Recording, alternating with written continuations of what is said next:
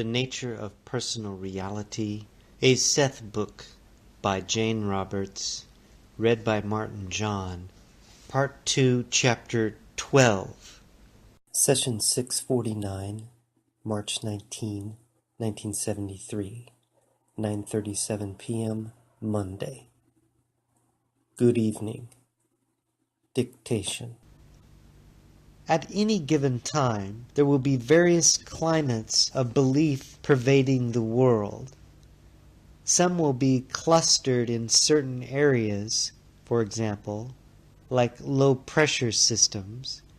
Some will generally be local, and others will sweep across the continents like great periodic storms. Remember that ideas are as natural as the weather. They follow patterns, then, and obey certain laws even as more strictly physical phenomena do. Unfortunately, no one examines the nature of mental reality from such a viewpoint. You will be born in the midst of certain mass beliefs, and these may vary according to the country of your nativity. As you come into your body with all of its physical surroundings, so at birth do you emerge into a rich natural psychological environment in which beliefs and ideas are every bit as real. As you become more proficient at using your conscious mind, then, of course, you examine the beliefs that surround you, even as you question and often move out of your native environment. You may migrate to a climate in which the prevailing ideas suit you better, as well as the weather. Regardless, there are certain tendencies, mental stances, that you will take about yourself, your body, and your life to one degree or another. Many of these will be directly or indirectly connected with old myths and beliefs of your forefathers. Your ideas of good and evil as applied to health and illness are highly important, for instance. Few can escape putting value judgments in such areas. If you consider illness as a kind of moral stigma, then you will simply add an unneeded quality to any condition of ill health. Such judgments are very simplistic and ignore the great range of human motivation and experience. If you are bound and determined that God, in capitals and quotes, creates only good, then any physical deficiency, illness, or deformity becomes an affront to your belief, threatens it, and makes you angry and resentful.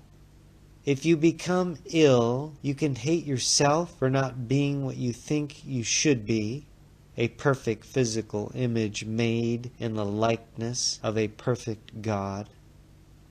If, on the other hand, you carry the idea too far, that illness can also be a learning process.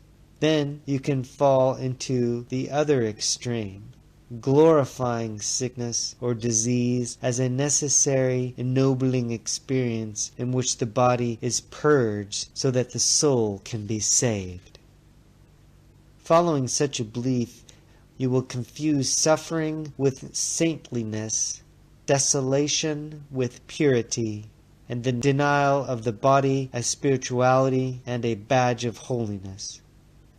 Under such conditions, you can even seek out illness to prove to yourself the strength of your own spirituality, and to impress it upon others.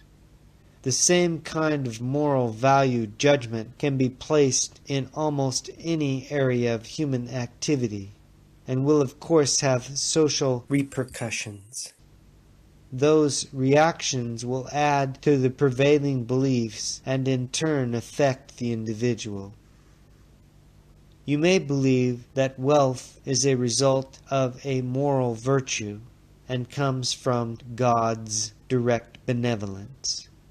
As a result, poverty becomes evidence of a lack of morality. God made so many people poor that obviously no man should dare try to change the situation. That rationale is often used.